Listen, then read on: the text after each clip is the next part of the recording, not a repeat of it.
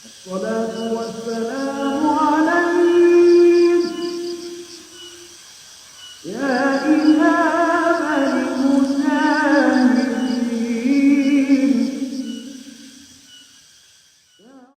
Dan Bu Monica akan memberikan pretest. Nah, nanti setelah materi akan ada post test seperti itu. Tapi sekali lagi ya, kita yang lebih boleh dikembalikan ke Bu Monica atau dioper ke teman yang di bawah itu. Semuanya membawa alat tulis. Kalau ada yang tidak ada, apa bilang aja saya dong. Jadi pastikan teman-teman memegang dua judul tadi. Yang pertama, sekali lagi saya ulang, kita semua paham.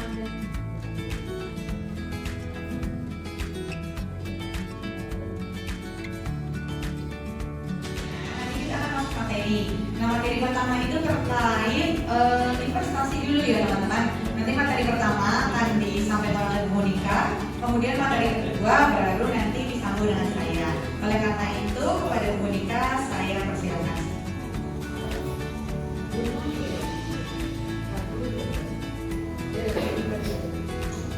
Assalamualaikum warahmatullahi wabarakatuh. Waalaikumsalam warahmatullahi wabarakatuh. Selamat siang semuanya.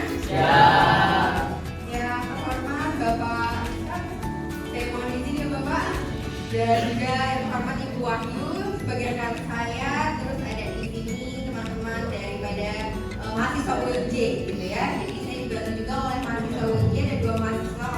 Teman-teman di sini lihat kakak-kakak yang ganteng ini, beliau adalah mahasiswa dari Fakultas Ekonomi dan Bisnis Universitas Negeri Jakarta gitu ya. Sedangkan saya sendiri diperkenalkan, saya Monica Dewi, merupakan dosen di Fakultas Ekonomi dan Bisnis Universitas Negeri Jakarta. Ada yang tahu UNJ? Di mana? Jakarta. Sampai ke Bogor ya. Ya kalau UNJ sendiri ini adanya di Jakarta Timur, Rawamangun, Jakarta Timur. Mungkin nanti kalau teman-teman ada yang mau studi banding, Bapak silakan studi banding ke UNJ, mungkin akan menjadi insight baru gitu buat teman-teman nantinya ya. Nah, untuk hari ini saya akan memperkenalkan sedikit gitu ya tentang yang namanya investasi gitu.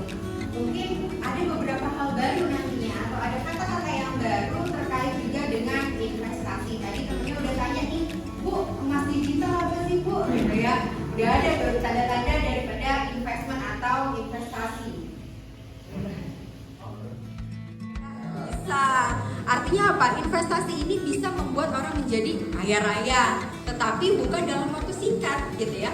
Karena tadi balik lagi bahwasannya investasi ini membutuhkan yang namanya waktu, ada jangka waktunya.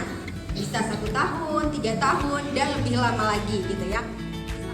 Ini tema saya yang saya ambil adalah mengenal investasi sejak dini. Jadi sejak muda, sejak teman-teman masih di bangku SMP atau SMA atau bahkan di bangku perkuliahan gitu ya. Untuk apa sih sebenarnya? Untuk membangun generasi yang melek investasi yang cerdas dan bijak. Jadi investasi juga nggak bisa hanya saya mau investasi dulu gitu ya. Saya punya duit 100 juta, saya investasinya langsung. Oh gimana nih caranya? Itu yang dimaksud dengan cerdas dan bijak. Artinya kita harus mengetahui langkah daripada investasi itu apa aja gitu ya. Nah saya mau tanya dulu, di sini ada yang pernah dengar investasi? Atau baru tadi Bu gitu? Udah pernah? Nah investasi itu apa sih? Investasi apa boleh itu?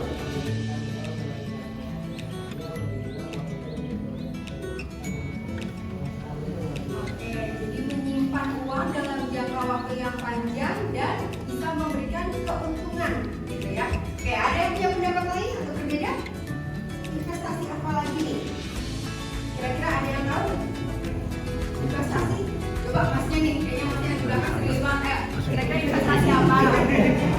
Ya kamu iya. Apa investasi kira-kira?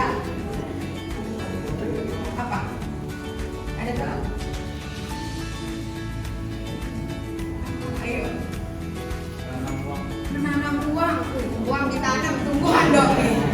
Maknanya sebetulnya sama ya. Jadi investasi ini adalah bagaimana sih kita menanam uang, kita mengelola keuangan, kemudian kita menyimpan uang dalam jangka waktu yang cukup lama gitu ya. Biasanya mulai dari 1 tahun, 3 tahun gitu ya, sehingga apa? Sehingga memberikan suatu efek keuntungan atau memberikan keuntungan kepada kita semua. Lalu bedanya apa dengan menabung? Nanti kita lihat ya, pasti ada bedanya nih antara investasi dan juga menabung. Boleh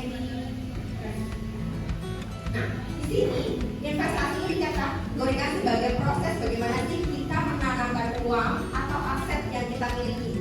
Jadi nggak cuma uang nih, kalau misalnya kita punya aset itu juga investasi. Contohnya apa? Gedung, kita punya sekolahan, itu juga bentuknya daripada investment. Atau kita punya tanah, properti gitu ya, itu juga masuk kepada investasi, tapi dalam bentuk aset gitu ya. Dengan harapan nantinya kita akan memperoleh yang namanya keuntungan atau return. Kalau dalam bahasa ekonominya itu adalah return ya, untuk di masa yang akan datang. Nah, investasi sendiri di sini dikategorikan sebagai cara kita mengelola keuangan agar apa? Agar bertumbuh dan memberikan manfaat di masa yang akan datang. Jadi kalau misalnya investasi itu bikin orang cepat kaya, betul nggak sih? Ayo, ada yang betul, ada yang bilang betul, ada yang bilang enggak nih. Kira-kira gimana? Kenapa? Nggak langsung kaya, tapi bisa kan jadi orang kaya? Bisa. Artinya apa? Investasi ini bisa membuat orang menjadi kaya raya, tetapi bukan dalam waktu singkat, gitu ya. Karena tadi balik lagi bahwasannya investasi ini membutuhkan yang namanya waktu, ada jangka waktunya. Bisa 1 tahun, 3 tahun, dan lebih lama lagi, gitu ya.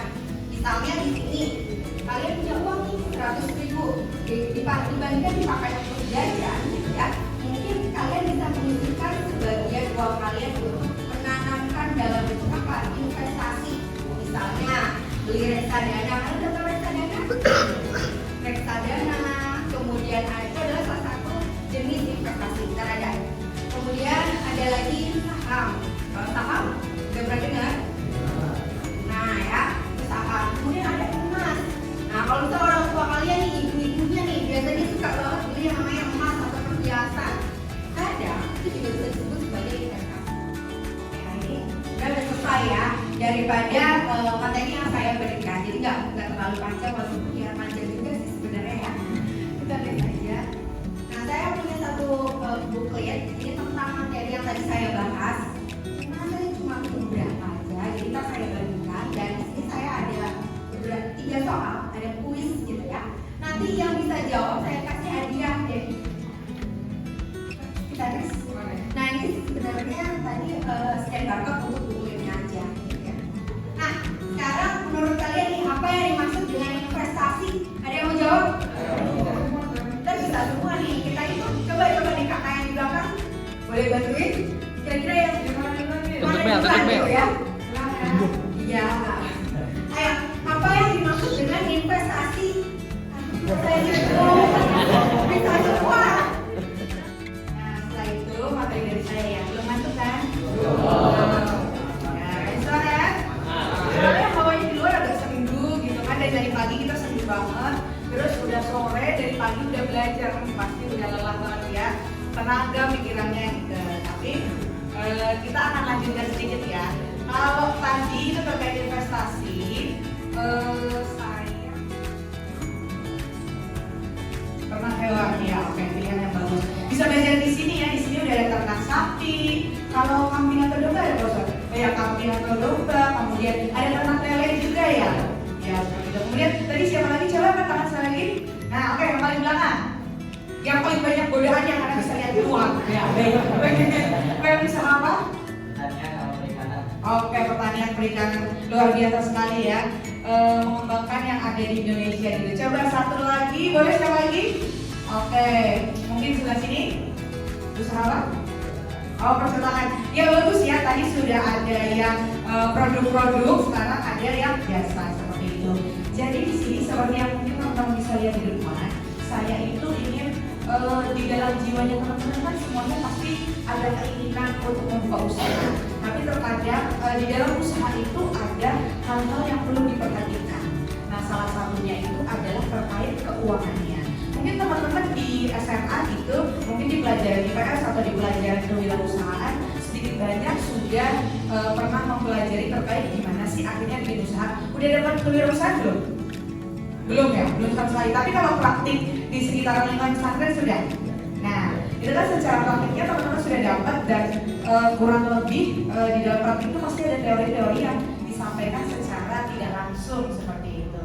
Nah, tapi terkadang ada nih satu aspek yang untuk beberapa orang itu tuh sedikit dilupakan pada saat membuka usaha. Padahal aspek tersebut itu adalah aspek yang sangat penting gitu. Dan itu salah satu aspek krusial, yaitu apa? Keuangan. Nah, keuangan di sini nanti kita akan belajar yang sederhana dulu. Bagaimana akhirnya teman-teman nih yang kalau bahasa sekarang tuh kan kalau buka usaha itu kita bilangnya startup ya. Teman-teman yang membuka startup nanti pas sudah lulus, atau teman-teman yang mungkin ingin meneruskan usaha keluarganya itu bisa mengembangkan bisnisnya seperti itu. Jadi judulnya tadi ya, kita akan lebih ke literasi keuangan. Nah, tujuannya hari ini adalah at least teman-teman atau setidaknya teman-teman itu mampu menyadari betapa pentingnya akhirnya ilmu terkait keuangan itu untuk menjalankan suatu usaha seperti itu. Nah, kemudian setelah itu tentu saja diharapkan mampu menerapkan hal tersebut pada saat teman-teman memulai usaha atau tadi meneruskan usaha mungkin milik keluarga dan atau punya saudara atau mungkin barengan nih lulus nanti kita janjian ya kita misalnya sama-sama bikin usaha tadi percetakan mungkin 5 sekawan gitu kayak misalnya di film Manjada Wajada gitu kan terus sahabatan sampai lulus kalau mereka kan punya profesi masing-masing akhirnya teman-teman janjian untuk ayo kita patungan kita buka usaha seperti ini atau kita usaha percetakan atau kita bikin nasi uduk bareng kayak gitu mungkin kalau di sana nasi uduk kebun kacang kita bikin di sini nasi uduk paru gitu ya kayak gitu. Mungkin sudah mulai usaha, aduh udah gak kepegang nih ya kayaknya saya nulis-nulis, ya udah tinggal download. Agung, ya silakan Agung. Ya. Gak apa-apa, boleh. Tentang investasi, kalau misalnya kita sebagai santri menggunakan investasi itu kita kan pulang itu 1 tahun sekali. Yes. Nah, kita mau investasi misalnya dari rumah, apakah itu kita bisa tanpa kita awasi investasi tersebut, misalnya dalam jangka waktu panjang 9 bulan, itu bisa nggak tanpa kita awasi? Oke, baik. Ya ada lagi? Udah baik. Terima kasih Agung, silakan. Standar, namanya SDGs. Nah SDGs itu ada 17 kategori sebenarnya. Nah sekarang kami itu yang ada di tingkat akademik, kami kan di universitas itu kan tingkat akademik tertinggi. Jadi untuk pengajaran, untuk pengabdian, untuk penelitian, jadi kami ini dosen punya yang namanya Tridharma Perguruan Tinggi. Nah Tridharma Perguruan Tinggi itu kami tuh selain mengajar, kami juga harus melakukan pengabdian seperti ini, kemudian melakukan penelitian. Nah itu diharapkan bisa sesuai dengan SDGs atau Sustainable Development Goals. Jadi itu adalah bagaimana segala sesuatunya itu bisa berlangsung dan berkembang secara berkelanjutan.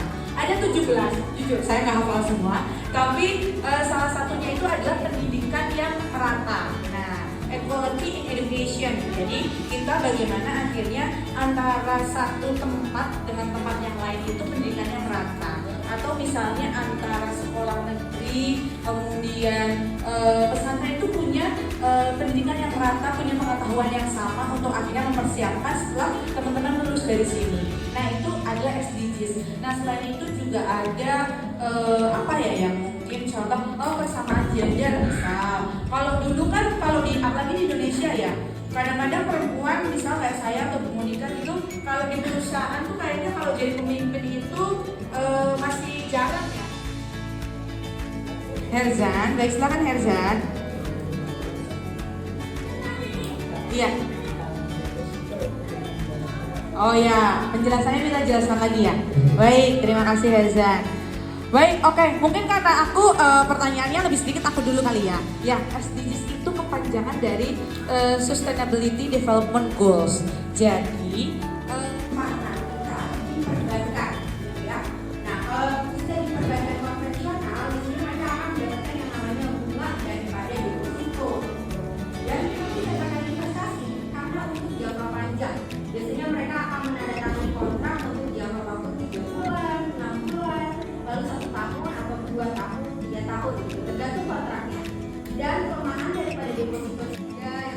Ibu Wahyu sebagai rekan saya, terus ada di sini teman-teman daripada mahasiswa UNJ. Nah, semoga bisa bermanfaat dan kami mohon maaf bila ada kata-kata yang mungkin kurang berkenan atau misalnya ada kata-kata yang secara tidak sengaja menyinggung hati teman-teman dan Pak Ustadz di sini saya